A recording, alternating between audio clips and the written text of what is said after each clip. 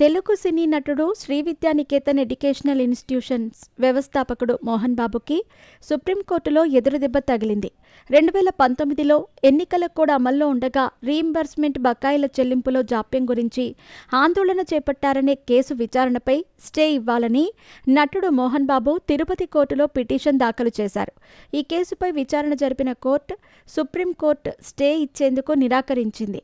మే 2న విచారణాధికారి ముందు ఖచ్చితంగా హాజరు కావాలని తేల్చిచెప్పింది. ఇక ఈ కేసులో రాష్ట్ర ప్రభుత్వానికి నోటీస్ ఇచ్చేందుకు సుప్రీంకోర్టు నిరాకరించింది.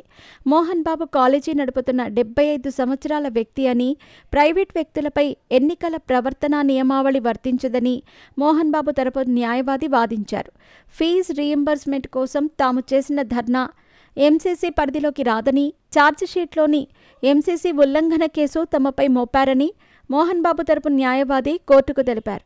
ఇక ఈ కేసులో ఇరువైపులా వాదనలు విన్న కోర్టు మోహన్ బాబు శుక్రవారం విచారణకు హాజరు కావాల్సిందేనని తేల్చి చెప్పింది.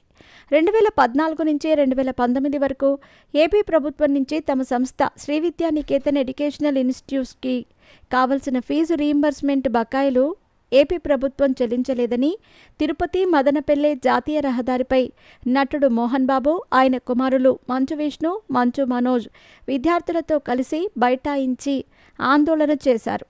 అయితే అప్పటికే సార్వత్రిక ఎన్నికల కోడ్ అమల్లో ఉండటంతో పోలీసులు మోహన్ బాబుపై కేసు నమోదు చేశారు.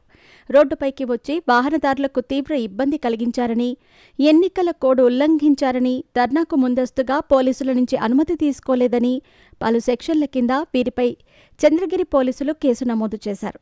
ప్రభుత్వ సకాలంలో ఫీజు రీయింబర్స్మెంట్ చేయకపోవటం వల్ల తమ సంస్థ ఆర్థిక ఇబ్బందులు ఎదుర్కొంటోందని, సంస్థ సిబ్బందికి జీతాలు చెల్లించడానికి బ్యాంకుల నుండి రుణాలు తీసుకోవాల్సి వచ్చిందని, ఆస్తులను తాకట్టు పెట్టాల్సి వచ్చిందని మోహన్ బాబు అన్నారు.